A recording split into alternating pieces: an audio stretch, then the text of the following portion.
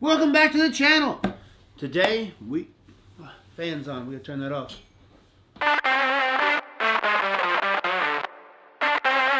Welcome back to the channel. Today we get to talk about something cool. This is my actual probably first review / overview. So hopefully this works out good.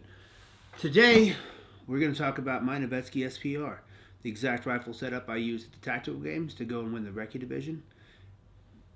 I'm pretty pumped about it, guys. I'm not going to lie. Since the tactical games, I've changed a few things on it, though. And we're going to talk about why I changed those things and were they necessarily good, bad, why they needed to be changed, you know what I mean? So, let's get to it.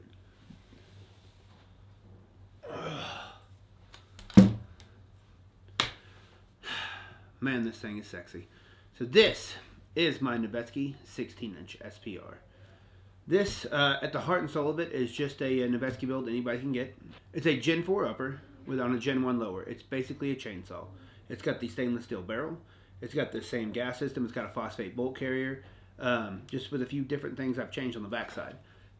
Instead of the standard buffer and spring, I went with the Vltor A5 kit. That's what I like, with a Springco spring in it and a H2 buffer, I believe. Up top, running the huxwrx muzzle brake and flow-through can. We'll get to why here in a little bit. Atlas bipod, mod light on the front, Edward Sherman designed sling, Geissele airborne charging handle provided by Noveske, Radiant safety, Geissele trigger. I mean, everything a growing boy needs. The B5 precision stock on the back. Probably the most important thing besides the rifle itself is the optic. Up top we got the nightforce ATACR 1-8 with the side-mounted aimpoint T2, side-mounted aimpoint T1. I did not splurge. I may one day, but for now the T1 works fine. All encapsulated inside of a Badger Condition 1 mount. So let's talk about it, why I use it, and what it's capable of. So this is my first true blue SPR build. When we contacted Noveske about a year ago, looking to get some stuff done, a lot of the average Joes, they went with shorter stuff. I had short guns that I really liked already, and I didn't have anything in the longer category that I really wanted. That's why I got this. So let's talk about why I went with the stainless barrel over the cold hammer forge. So I talked to Dave, the R&D guy up there, and I was looking for supreme accuracy, the best accuracy I could possibly get, and so that's why I went stainless. Now everybody knows cold hammer forge is going to last a little bit longer, but from what I've been told, this is going to be a long life barrel. Time will tell, but so far I am supremely happy with how it's turned out. I mean, let's, you know what? Look at the group. I'll show it to you right now. Pow. That is 5 shots at 100 yards, people. That is bolt gun accuracy. That is with a 1-8 on top of it. I mean, this thing shoots. It is a shooter. I mean, this is the most accurate semi-automatic gun I've ever owned and shot. And it is an absolute dream to shoot. Oh, I almost forgot. These are the mags I use at the match. Now these are my only, I have 2 of these and they're the only Lancer mags I own.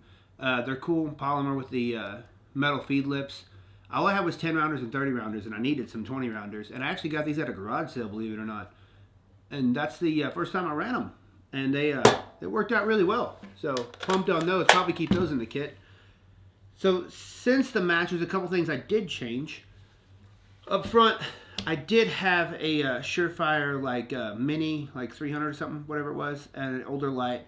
I wanted something that I could, if I needed some more throw, some more candela, some more lumens, I went with this mod light. And I'm pretty pumped about it. And the fact it also adds weight up front, which for precision guns, to balance these things out, some weight up front does good.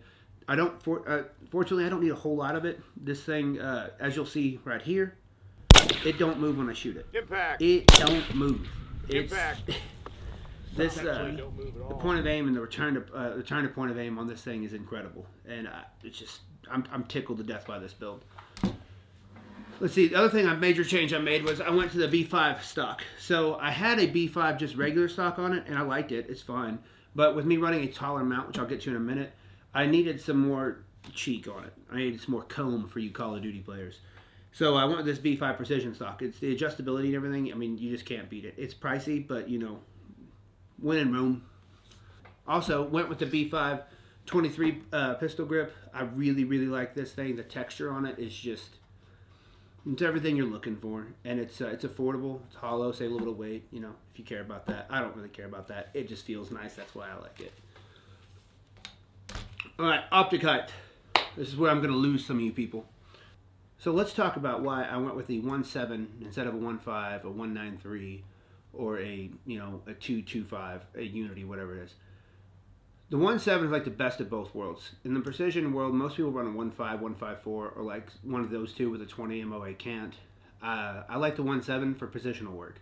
I'm able to sit up a little bit taller on it, be able to do some different sort of things with it so I'm not so cramped down on it. It makes like the free recoiling a bit easier on me. Is a Badger known to be a precision mount? I mean, it's not spur, but I don't have any issues with it. I have never lost zero with this optic or this mount, and I'm very happy about that. I run both optics, the aimpoint and the ATACR, at a 100-yard zero. I used to subscribe to the 5200. After hanging out with Bruiser for a while and having always been my precision gun speed 100-yard zero, it just makes sense to have everything be the same on this thing, and I'm not memorizing two different holds. Up close works the aimpoint, everything else is the ATACR. The ATACR has the FC DMX reticle, Christmas tree style reticle. I really, really like it. It's not too busy, but it's busy enough to give me the the subtensions, the mil dots that I like. It is a mil scope. MOA used to be the way, for a long time. I mean, but if you get into precision, there's a reason why everybody shoots mils. I'm not going to go into it, but if you're getting your first precision scope, just go mil. Trust me, it's going to make your life a lot easier for ballistic calculations and then holds and stuff like that over the time. Just do it. Beyond that, this is just probably the best rifle I've ever fired. It is hard to beat. The recoil impulse, the return on it, the accuracy. I mean, this thing, most guns are more accurate than their owners. This thing is so much more accurate than I am. The fact that I was able to put that group, which I'm going to show again, the fact that I was able to do that is just nuts. Is it a fluke that all the stars align? Maybe, but it happened, and that's what matters. So let's talk about something. Let's talk about ammo. For this past match, the tactical game Sniper Challenge, I ran the free munitions with that group. That's the same ammo I got with that group. Now that might seem crazy to you people because, Taylor, why are you running reloads? Well, that's what I could get at the time. I was extremely surprised with what I could do with it. And this also plays into another thing as far as like when it comes to Jimmy's video. And we'll talk about this later in another video, but Jimmy shot a 12.5 in this match and I shot a 16-inch. Believe it or not, he was 80 feet per second faster than me.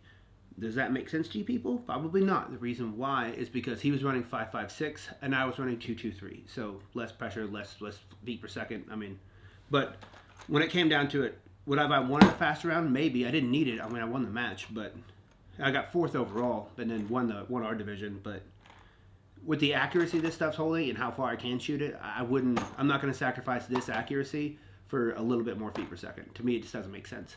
Is that flawed? Maybe, but it's what I like. It's what I'm going to run for now. I'll continue to experiment with ammo, and if I find something a little bit hotter that can hold this accuracy, I'll definitely switch to it. But for now, this freedom munitions is killing. Also, obviously, you can tell by my subscriber amount, I am not sponsored by Freedom Munitions at all. This is stuff I bought. This rifle is something I bought, and everything is something I bought. And man, it is a lot of buy once, cry once on here, but it's the way to go. It's a Noveske, it's a nightforce, it's a mod light, it's a huxwrx, it's an Atlas. This isn't cheap stuff, guys, but it's good stuff. You know what I mean? What do they say in Yellowstone? Cheap shit ain't cool and cool shit ain't cheap. Sorry. But anyways, that's my rifle overview.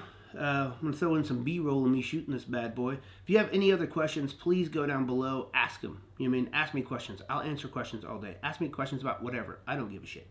But yeah, ask me some questions. And let's talk about some stuff. But please go ahead and like, subscribe, hit that notifications bell.